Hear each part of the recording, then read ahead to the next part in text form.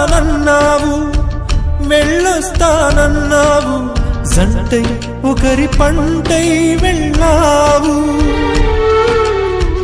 కరుణిస్తానన్నావు, వరమిస్తానన్నావు, కరువై మెడకు ఉరివైపోయావు. దేవతలోను ద్రోహం ఉందని తేలిపావు, దీపం కూడా దహిస్తుందని తేల్చావు. ఎవరిని నమ్మాలి నన్ను తప్ప, ఎవరిని నిందించాలి నిన్ను తప్ప.